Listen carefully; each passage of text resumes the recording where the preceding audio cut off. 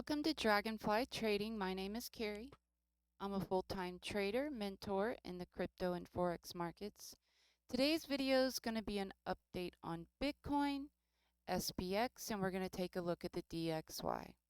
Not financial advice, of course, just the way that I see the market. All right, let's get started here. So I have pulled up bottoms from the bear market. And we always assume that we are going to get another rollover. We assume we're going to go to 12,000 or 10,000 or 4,000 or whatever it is, but we always assume that another rollover comes, and then it doesn't come, and we're left chasing the market. So with that said, we're going to take a look at some bottoms, and then take a look at this bottom, and see if we can get some clarity on what is happening, okay? So the first bottom here is the 2015 bottom. We had divergence on the 4-day. You can clearly see it between these two pivots. And then what we created here was a nest. 1, 2, clear 5 waves, 1, 2, clear 5 waves, 1, 2. This is what is called a nest. Okay? But the 5-wave moves were very, very clear. There was no question about it that they were 5-wave moves. The next bottom is in 2018. We had divergence, again, between these two pivots on the 2-day. Again, we made a nest, a clear 5 waves, a pullback, a clear 5 waves, and a pullback. This pullback finds support on top of the other pullback. Same thing here. Each one found support on the one above it, or below it, I'm sorry. Okay? So again, a nest. Then in 2020, we created divergence here on the 8-hour. This was a downward motion, and I have this set to candle closes. That's why I'm using the closes. And this was an upwards motion. It created a very clear, beautiful diagonal. Diagonals, your wave 1 should be the longest wave. You usually see all zigzags. Okay. Wave 3 was not the shortest. Wave 5 was, and this is just an absolute beautiful diagonal. Okay. So when you're coming off the bottom, you have to come off in 5-wave moves that are making a nest or a leading diagonal. And usually the diagonal will be clean, beautiful for the most part. All right, so let's move to Bitcoin now. And let's take a look at what we have off the bottom. We did have 8-hour divergence. Even though we did not have 2-day or daily or 4-day, we did have the divergence between these two pivots, but it was 8-hour. Now let's take a look at this structure. It is obvious that these are not clean 5-wave moves. They're overlappy. They're not beautiful by any means. The only one that looks really good is this one. Okay? We can call this a 1, a 2, a 1, a 2, and a 1 and a 2. But here's another thing. If we go back and we take a look at these 1, 2s here and this 1, 2 here, every 1, 2 after the initial one is smaller than the first one. And in this case, this 1, 2 is much bigger than this 1, 2. I've got the 1 in the wrong spot. It should be over here. So this was $4,167, and this was $5,200. So that 1, 2 is bigger than the first one, and that's not usually how it is. Now this one is smaller than the one previous. So for now, we're going to leave it on the table, like I've said in many videos, until it's invalidated. The invalidation for this nest would be this low. Okay, we cannot come underneath that and still call it a 1212. Okay. Let's jump out a little bit to the weekly time frame. We will be closing a weekly candle. Again, it's just going to be an indecision candle, or some people will call it, if it closes the way it is, possible hangman. Okay. To me, it's just an indecision candle. All right. The weekly RSI is still neutral. Okay. The 4-day RSI has created bearish divergence. We have bearish divergence from this pivot to this pivot. You can clearly see that. On the 2-day, same thing, bearish divergence.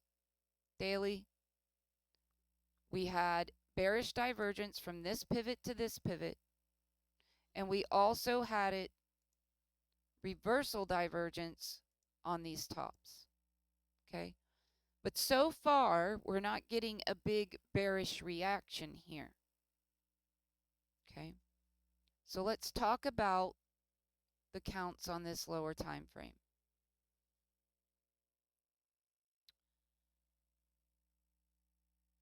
The first count is obviously the bullish count. The invalidation point is the same area here, right at the low of this 2. But we need to go, and we need to go soon. We can retrace lower, but we can't come underneath this 2 in yellow.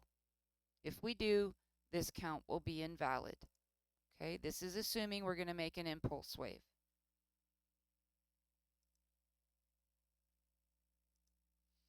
Another idea is that this wave is an A wave. We're pulling back for a B, and we're going to go up for a C. It will be a complex structure. Same invalidation point underneath this X.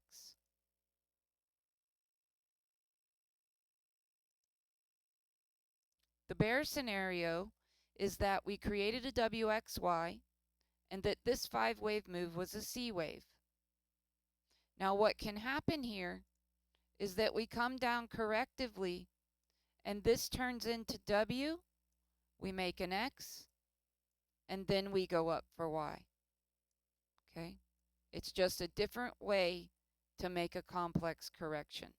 It's actually the same exact thing as this count.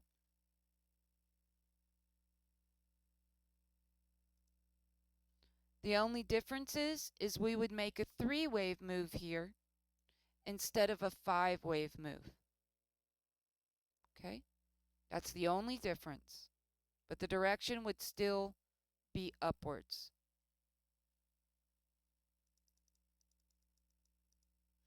And then the last idea is that we made a leading diagonal. It's not beautiful. Wave 1 is not the longest wave. If I was to put the one over here, we would have a problem because it would turn this wave 1 into a 3-wave move. This wave really looks like a C wave. This I could argue is a 3-wave. This is a 3-wave, but that is definitely not a 3-wave. It's a 5-wave. So the one has to go here for now, unless we make a bigger diagonal. But right now, this is the only way to make it. And I'm not particularly leaning this way.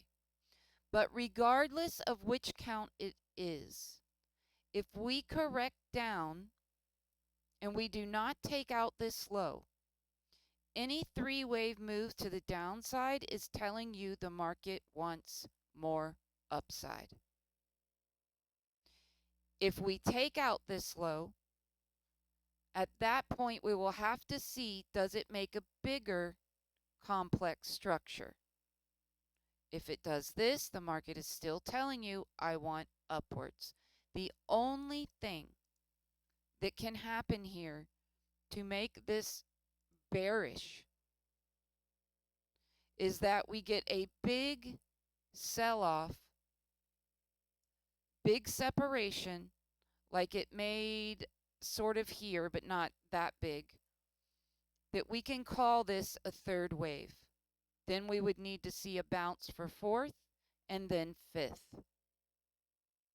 Okay, we would need to see a sell-off that's pretty significant, taking out this low to be able to call it a third wave. Nothing else is here right now that would lead us into a bearish scenario. Okay, even if this wave here is a leading diagonal, maybe we get the little move to the upside, but then we would need to see a dump, a big dump, a separation dump of a third wave. Okay, otherwise, everything this market is doing right now is telling us that we have more upside. Okay, is this going to be a bear market rally? It could be. Is the bottom in? There's a good chance of that. Okay, so have a plan for what you're going to do. Okay, are you going to DCA in 50% of your funds and save 50% for if we go lower? Or are you going to do a different ratio here? Or are you going to wait? But at least have a plan in place, just in case this is a bottom. Okay? All right, let's take a look at the SPX because Bitcoin is following it to the T. We've had a little rally here. If this fails to make an impulse wave, we will be calling it X or B, and it can come higher. If it fails to make an impulse wave, we would expect a partner leg for this correction to the downside. If we come into this wave 1 territory, which we're really close, we cannot call this a fourth wave. We would have to pivot to a wave 2. It will remain a wave 2 until we come underneath the low at 21.95. Once we tap that low, we will have to consider, is this a bigger fourth wave, which we'll deal with that when the time comes. It's too far away to predict if this is going to be a bigger fourth wave. Right now, we just need to be concerned with the X or B, and do we come down for a wave 2? Okay. Let's get in a little closer here, and let's take a look at this leg.